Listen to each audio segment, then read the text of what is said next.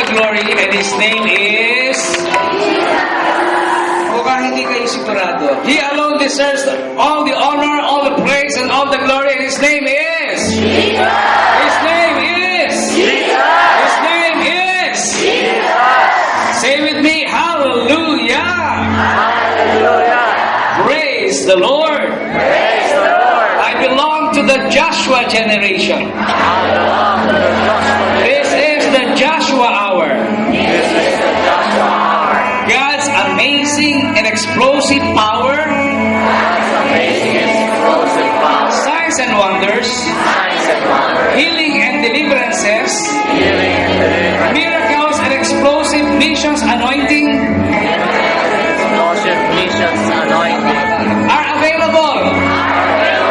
And I'm taking hold of it. Taking hold In Jesus' name, in Jesus' name. glory to God. Tingnan mo malalim kasi 2003 tayo, 3 triple, kaya 3 beses sa 3 beses. Sabi mo na, hallelujah!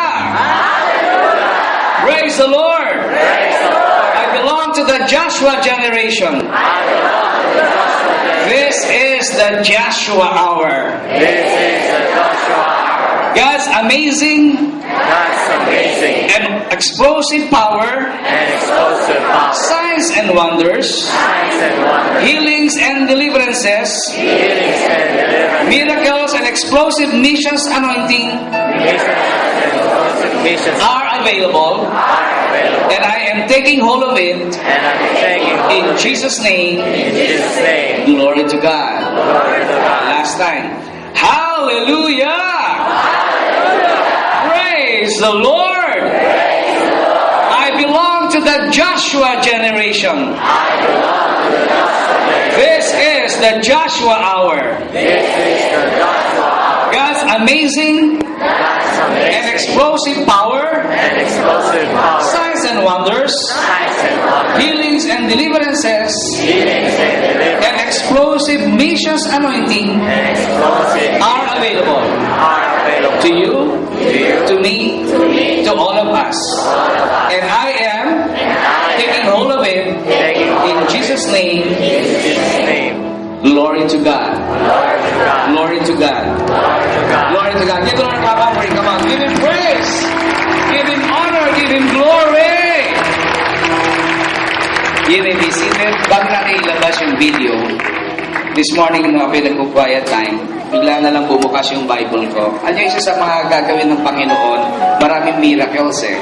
Maraming manifestation si Lord na kakaiba. At minsan, lalakas ang hangin, liliparin nyo yung pages ng Bible, pag uminto yung hangin, basahin mo yung kung saan uminto, tsak yun. Yun ang mensahe ng Panginoon. Nung binuksan ko yung Bible, napunta po ako doon sa Micah chapter 7. At nakita ko, minuta ko dito na 12:26:12. So, December 26:12 ito binigay. Pero may nakasulat dito na sinulat ko, JGWMI Foundation Day 2013. So, ito pala ang mensahe sa akin ni Lord para this 2013. Kanina ko lang nakita. Sa Micah chapter 7 verses 15-16, ang sabi rito, "Yes, says the Lord, I will do mighty miracles for you, like those I did when I rescued you from slavery in Egypt." Kaya kanina natutuwa ako eh. Hindi ko siya sabi, sana ni Pastor Emma na tumoting na pa siyang nabalo. Balo? Balo lalaki, di ba? Tama, balo. Tumoting siya. Tama ba yung balo? Oh, balo. Ano sinare niya? Bumuhay ng patay. Ang sabi sa akin ni Lord, nagsishare siya, kung sino sa inyo may sakit, kung sino sa inyo yung kailangan ang healing sa physical, sa financial, sa material, sa spiritual, sa relationships, sa business, sa eskwela, sa pag-ibig, sa kung ano pa. Just believe a miracle is happening to you today. Just believe the miracle is happening today. Kung ikaw ay nakukonfuse, tatalanta, walang pag-asa, hindi mo alam kung anong direksyon, wala kang direksyon, today, God will speak to you and you will hear clearly what to do. Ang sabi ko rito, verse 16, all of the nations of the world will stand amazed at what the Lord will do for you. Mamamangha ang lahat ng mga nakatingin sa inyo, lalo yung mga walang ginawa kung titirahin kayo.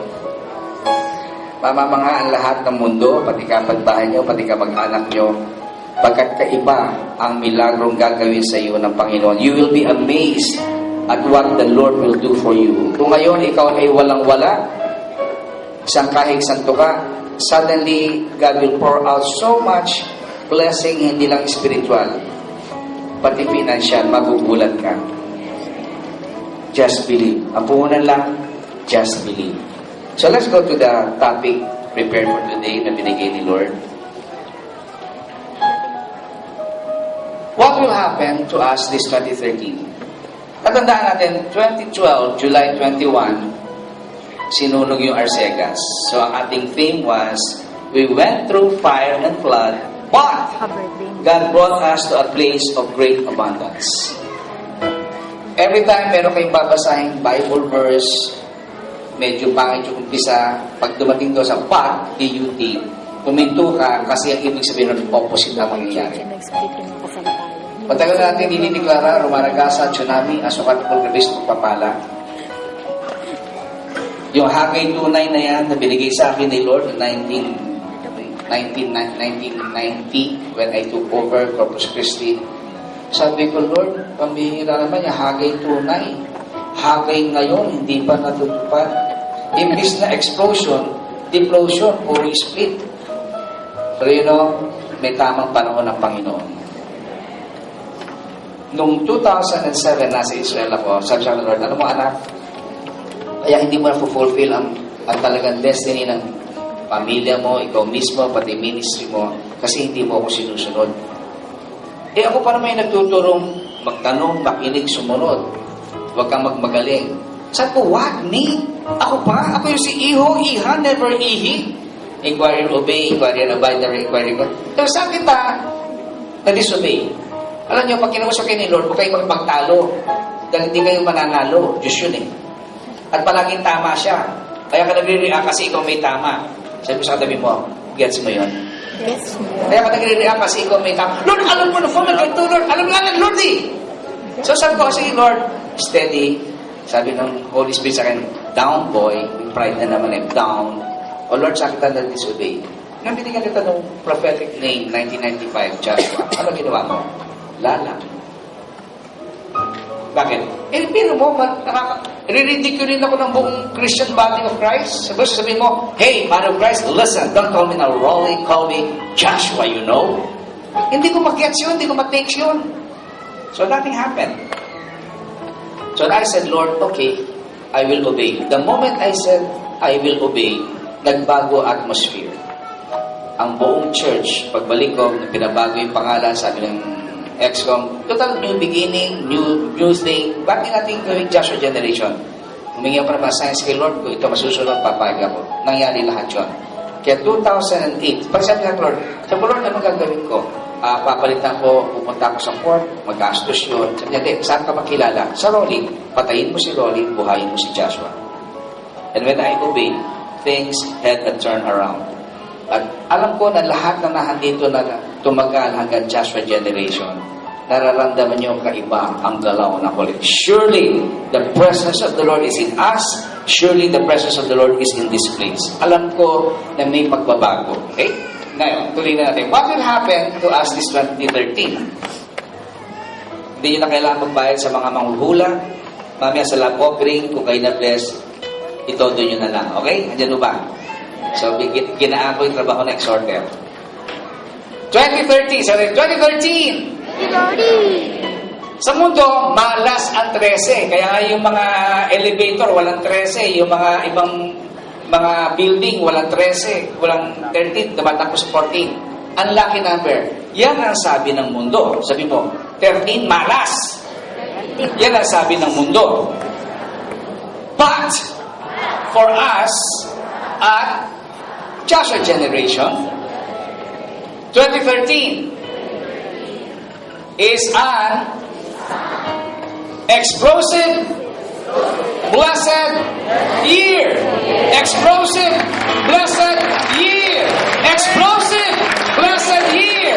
The beginning of the decade of acceleration. Ano ba ibig sabihin ng acceleration? Mabilisan na. Lahat ng pinangako sa ng Panginoon. Hindi lang 2 times faster. Di ba pag nanonood ka ng video at gusto mo iinip ka, gusto mo i-fast forward hanggang sa 32x. Mas mahigit 32 times. Diba? Pag pino-forward mo o kaya nagbabacktrack ka, mas mahigit pa sa 32 times. Bibilisan ni Lord ang magaganda mga plano niya para sa iyo. 2013 is the year to cross over, to take over. A fresh season of expanded mandate. God will give you power to exercise dominion in every domain. Sabihin niyo, crossing over. Crossing over. To take over. Take over. Crossing over. Crossing over. To take over. Take over. Ang gusto ng Panginoon sa taon na ito, pumunta ka, mag-Bible verse muna tayo. Okay. When Jesus saw the crowd around him, he instructed his disciples to cross over to the other side of the lake. God will not allow you to be comfortable in your comfort zones. There are bigger dimensions to all that He has called for you. Ang ibig sabihin ng cross over to take over, happy ka na sa ginagawa mo, sa ministry mo, sa negosyo mo, sa love life mo, etc., etc. Happy ka na at successful ka. But you know, huwag ka makontento. Kasi mas marami pang nakahandang magaganda, mabubuti, magagara, mga amazing, kamamangha-mangha, kagilagilalas, awesome, amazing. God will do amazing things for you and for me. Pag sinabi amazing, yung dumbfounded ka, yung sobrang ganda, sobrang gilalas, sobrang napapataka ka sa, ha? Ganun ba talaga? Sa sobrang ganda ng gagawin ni Lord, lalo sa atin, na dumaan tayo sa apoy, dumaan tayo sa flood, 2013, sobrang ganda ang gagawin ni Lord, hindi lang sa church, bawat isa ditong tapat sa Panginoon. Sabi mo, bawat isa ditong tapat sa Panginoon. Sabihin mo sa atin mo, are you tapat? Or patapat-tapat? Alam niyo yung mga blessing, malakas ka magkala, hallelujah, akin yan, take it! Lalo kung in-exhort ka. Eh kung hindi ka naman obedient sa salita ng Diyos, may inuutos sa iyong Diyos, pasaway ka, kahit na mawalan ka pa ng boses ka, hallelujah, akin yun! Walang mangyayari sa iyo. Sabi mo, kita mo, sa tapat, sa mga sumusunod. God will do this. Ang gusto ng Lord, expand mo yung iyong sarili. Huwag kang pumirmis lang.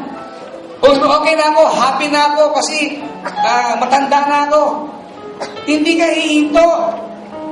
Kaya nga hindi pa nawawala sa mundong ito, marami pa si Lord na gustong gracious.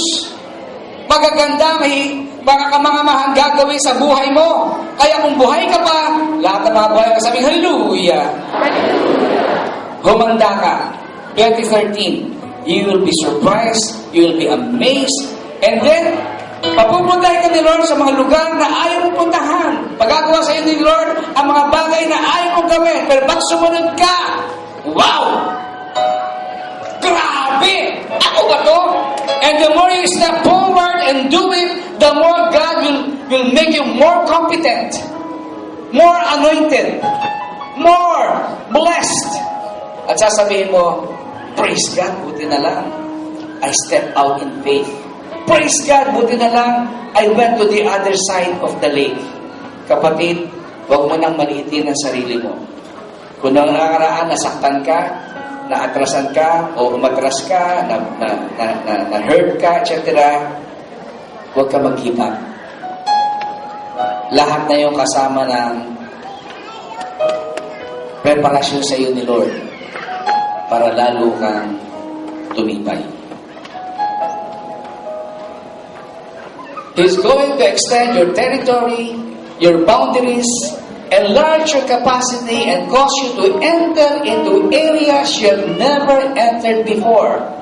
Ako naniniwala ang Joshua Gen, beginning 2013, pupunta sa mga countries, doon tayo magkakaroon ng mga missionaries, na hindi sa guni-guni, hindi natin papasukin kasi, ano? Pakistan? Takot ako dyan. Ano? Africa? Takot ako dyan. Ano? Iraq? Takot ako dyan. Saan mo gusto? Hawaii. US of A, you know. Kapatid, alisin mo ang mental limits mo. Ang limitation ng utak mo. God bless you, Lord of God. You will walk out of your own terrain into other dimensions, receive another dimension of grace and anointing. Kaya ka magiging successful kasi bibigyan ka, Lord, ng grasya para hindi ka madisgrasya. Bibigyan ka ng Lord ng anointing para anointing breaks the yoke. Lahat ng mga plano ng demonyo sa iyo, dahil anointed ka ni Lord, wala magagawa. Bakit? Sabi mo, Kwelo. Walang kwelo sa kalsakan. Diba? Iba na kasi bata ni Lord. Sino ba mga bata rito ni Lord? Yung hindi nagkasayro ka na bata, either kay Lord ka lang o sa demonyo. Kaya buti pa, parang awa mo sa sarili mo, parang hindi ka mapahiya. Sabi mo, Kwelo. Iba na bata ni Lord. Lahat na bata ni Lord, sabi, hallelujah! Lahat ni bata ni Lord, sabi, teka muna! Marami pa sa bata. Okay, sakay na sakay!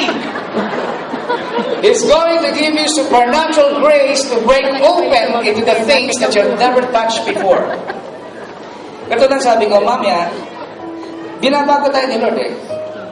Maraming binubukas na avenue si Lord. Na kahit na ikaw ay worker, leader ka, like katulad ko, I would be surprised if this year God make me enter into business. I wouldn't be surprised. And I will never be surprised if God puts me in government na ayaw ng asawa ko. Pero susundin ko ang Diyos. Kasi yun ang utos niya. Di ba? I'll obey God rather than man. Kasi as a Lord, if you're trying to please people, you are not worthy to be my disciple. Ano ang bubuksan ni Lord? Bagong negosyo, bagong aalis ka ng teritoryo mo, lilipat ka ng bahay, mag-abroad ka, etc. Huwag ka na magduda.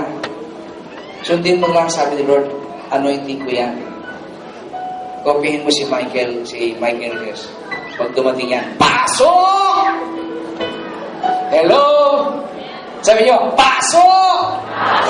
Kahit hindi nyo linya, pag inopen ni Lord, pasukin nyo. 2013 is a different year. Hindi ito unlucky. Blessed ito. An explosive blessing ang dadaanan mo. He wants you to cross over to the other side, to enter in and take over. Cross over to take over. So, cross over to take over. Ang gusto ng Lord, lahat ng ating ginagalawan, paghaharian natin. Kung ikaw ay estudyante, sa eskwela nyo, paghaharian mo, makikita ang Lordship, dapat ni God sa buhay mo. Sa business ka, ganon. Sa pamilya mo, ganon. Ang dominion, ganon. Nasa entertainment business ka, dapat nakikita si Christ sa business na yun. Yung 8 pillars of society. Question. Are you ready to cross over? Ang hina. Are you ready to cross over? Are you ready to take over? Are you ready to pursue your enemies? Ang enemies yung demonyo ha, hindi nyo mga tao na nabubisit sa inyo. Kaya pag magbabahin kayo sa nabubisit, you devil, you get out! Papatayin ka nun. Nakalaman mo yung espiritu, hindi yung tao. Sabi ko sa katay mo, pasok. Hindi tao. You're gonna take over also people. That is manipulation. That is witchcraft. Are you ready to pursue your enemies?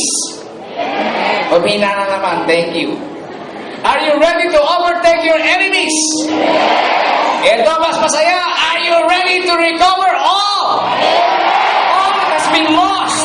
All that the enemy has stolen from you. Ano ang inakaw sa iyong demonyo? Love life mo? Gaganda ang love life mo ngayon 2013. Lahat ng gusto kumanda ang love life niya. Sabi, hallelujah! I like that! Kung nalugay yung mga negosyo mo, nalugi, itong taon na to, bibigyan ka ni Lord ng talagang gracious na business na kita. Sabi mo, I like that! Ano ang nawala sa iyo? Nawala ka ba ng bahay, ng sasakyan? Ibabalik ng Diyos ito. Ang sinasabi ko, ang lahat na sinasabi ko, tatanggapin ko, ikaw ay tapat. Sumusunod sa utos ng Diyos. Kung patapat-tapat ka, kahit magsisigaw ka, walang babalik. Yun ang kira mo, mawawala pa. Am I balancing? I see my teaching. I don't want you to be so hyped up. And then, bakit gano'n? Sabi niya gano'n. Hindi, ang bottom na yan, patino ka ba sa harapan ng Diyos? Pag sinabi ba ng Diyos, oh, patawarin mo na, mauna siya. Kalimutan mo na yung utang. Hindi pwede. Pinaghirapan ko yun eh. Ikaw na ang umama, kaya namimili eh. Kung ano pinagagawa sa'yo ng Lord, pwede ba sumunod ka na lang? Para lahat na itigwara sa yung blessing, makuha mo. Basahin mo Deuteronomy 28. If you fully obey. If may condition. All God's blessing and prophecies are conditional. If you don't follow the condition, walang mangyayari. Magtumbling ka na, walang mangyayari. A finishing generation. There will be an unusual rise of a finishing generation in the church. A revived generation that has power to finish. This season, ibang klase ng mga miyembro at mga kabataan at mga matatandang miyembro ang dinidevelop ni Lord sa church. Hear me well. Matthew, when Jesus saw the crowd around him, he said to his disciples to cross over to the other side of the lake. Then one of the teachers of religious law said to him, Teacher, I will follow you wherever you go. But Jesus replied, Boxes of dens to live in and birds of nests. But the Son of Man has no place to lay his head. Another of his disciples said, Lord, first let me return home and bury my father. But Jesus told him, Follow me now, let the spiritual dead bury their own dead. Ang ibig sabihin ito, cost of discipleship. Anong babayaran mo para maging masunod mo si Lord? Ano dapat mo isurrender? This season, there will be no more wishy-washy disciples, but righteous, competent membership with a new measure of quality. Itong season ng Joshua generation, nakita ko na po ito, na nag-Joshua generation tayo. Ibang klase. Tabi-tabi po. Nung panahon natin sa TNJ, yung mga kabataan, puro pasaway. Nang nawala na ang TNJ at yung natira, ang natira yung matitino. At yung mga bagong pinapadala ni Lord na miyembro, bata man yan o matanda, ang babait, masunurin, hindi swaps, giver,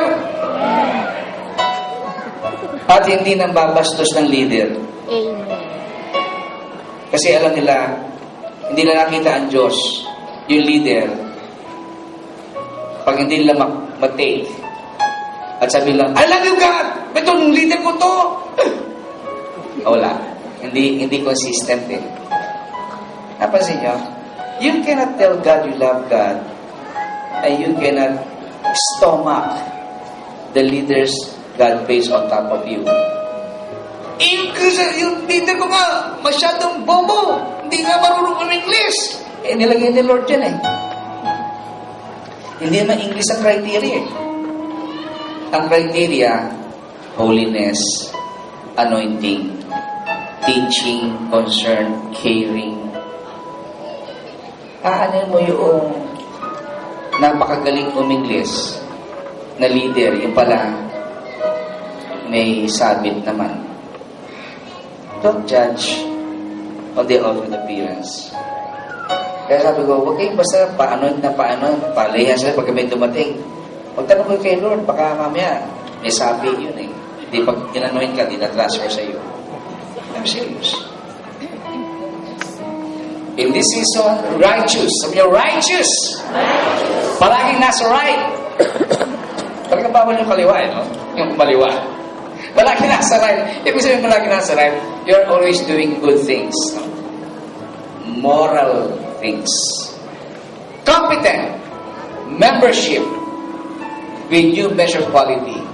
A church will come together with new strength. Committed at covenanted. Committed at covenanted. In the rest of the Lord, yung mga, kalabak ko yung pastor. Bibigay ko buhay ko sa iyo, pastor. Tay! Yun ang pumatay. Yung parang, kasama mo ako. Pagtalikod, nasaan? Nag-iisa na ako. Wala na nung ganon. Ang itiniran ni Lord, yung mga matitino, mga marurunong, nakinig sa Diyos. Ang itiniran ni Lord, yung talagang hindi plastic. Yung walang hidden agenda. That's the reason why this church will explode. Sinala na ni Lord. At ang pinadadala niya, yung mga matitino. Sabi mo sa kanila mo, congratulations! Matino ka pala! The church will not be segregating, splitting, or fragmenting. But will come together because there's healing in the body of Christ. You know, there's healing in the body of Christ. Busy kami sa PCEC, PJM, dahil nagka-split yan, tumakbo si Brother Eddie. Alam niyo ba na dahil sa ginawa ng si Widen King sa Palawan, dilibre kami lahat sa Legend Hotel, nag-reconcile kami. Tapos nag-basketball pa kami. Naging regular yun. Ngayon, you will see the change in the body of Christ. Kasi even the PCEC bishops and the PJM bishops are now reunited and I feel so good. Nagre-reunite na. Okay? Pag-pray nyo maging matagalan. Okay? Kasi ang demonyo, didemonyohin na naman yan para masira. No more struggles with people, but only with the principalities, powers, and evil spirits in the heavenly realm. This time, yung mga taong madalas magamit sa iyo, hindi yun ang dapat mong asikasuhin. Dapat mong asikasuhin yung mga demonyo na nandidemonyo ka siya sa kanya, kaya ka nadidemonyo. Yung demonyo behind, na kung weak siya, di siya nagagamit. Nagpapagamit naman dahil weak. Demonyo ang kausapin mo. Huwag yung tao kasi ang labanan, spiritual. Never forget for a second that we are in spiritual battle.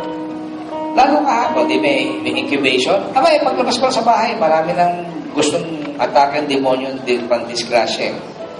Makasagasa, banggain ako, etc. etc. Kasi I'm always aware, lalo kung may mga great event like this, I'm very conscious about masingitan ng kalaban. Remember, we are always on spiritual warfare. Huwag kang tsatsanga-tsanga. Kasi madadali ka. Always plead the blood of Jesus over you. Always ask the angels of the Lord to go ahead of you. Huwag mo akalaing siga ka at matured ka na. This generation will move and keep the presence of God.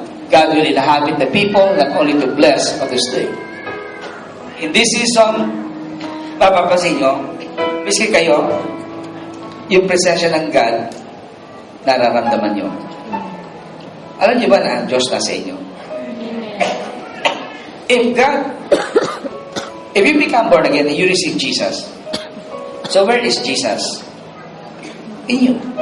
Sabi sa Bible, Jesus will crush Satan under His feet. Si Jesus na sa iyo, He's the head.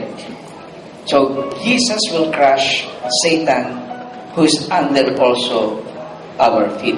Because our feet is the feet of Jesus. Always remember, God is in you. God is present. So, if you always realize God is present in you, hindi ka gagawa ng kabalbalan. Dahil ang mangyayari, alam mo, banal ka. At anuman ang mangyari, marami nakatingin sa iyo, malalaman ko ikaw ay peke o hindi. And I'm sure if you really love the Lord, ayaw mo mapahiya si Lord. Dala-dala mo si Lord. Kaya hindi ko maintindihan na marami nagpapanggap na Kristiyano, ang lalakas magtumbling, pagkatapos lahat ng mga kabalbalan ginagawa. Sabi mo, Pastor, wala dito niya.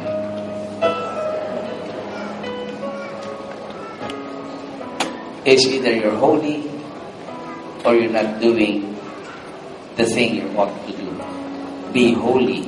Huwag kang pahuli. The Lord will manifest to even to unbelievers. In this season, maguguri kayo, magsishare yung mga unbelievers, nakita na si Lord, na nag-gives. Si Pacquiao na naginip eh. Huwag kayong magulat na pati mga kapitbahay nyo, lalapit sa inyo at masasabi, uy, born again ka, di ba? Nakakadinig ka sa Diyos, alam mo ang Diyos, magsishare yan. And even people in government, rich, powerful people, will come to church because nakita nila si Lord sa iyo. Ano mo tinitira ng tao, lalo mga unbeliever, ikaw? Sasabihin, anong klase siya? Nasulugan na, nawalan na, etc. Masaya pa siya. Bakit ako mayaman kaysa sa kanya? Hindi ako makatulog. Remember who you are. Wherever you go, you carry God in you. So how you react, how you think, how you do things, people will see. And when they see that you are righteous, say mo, right, righteous, not so right. Matino, hindi nagtitinu-tinuan. Sasabihin, sama nga ako sa inyo. Mukhang masaya kayo doon. Kaya walang totoong Kristiyano nag-suicide. Kahit na naburyong, hindi mo pwedeng mawala. Kasi sa kanya si Lord. Hindi ba nasabi yun? Kaya kami lahat dito gusto mag-suicide dahil nabubisita sa sitwasyon. Tumawag ka sa Diyos. Kaya ni Lord lahat yan. Are you ready to cross over? Amen. Ayan na naman kayo eh. Inuubo na nga ako dito eh. Are you ready to cross over? Amen. Are you ready to take over? Amen. Are you ready to pursue your enemies? Are you ready to overtake your enemies? Are you ready to recover all? Are you ready to recover all? 2013 is the year for you to recover everything that the devil has stolen, and he is bound to return it to you 7 times more. How many times? 7 times. How many times? 7 times. How many times? 7 times. Proverbs 6:30 to 31. Stay in church.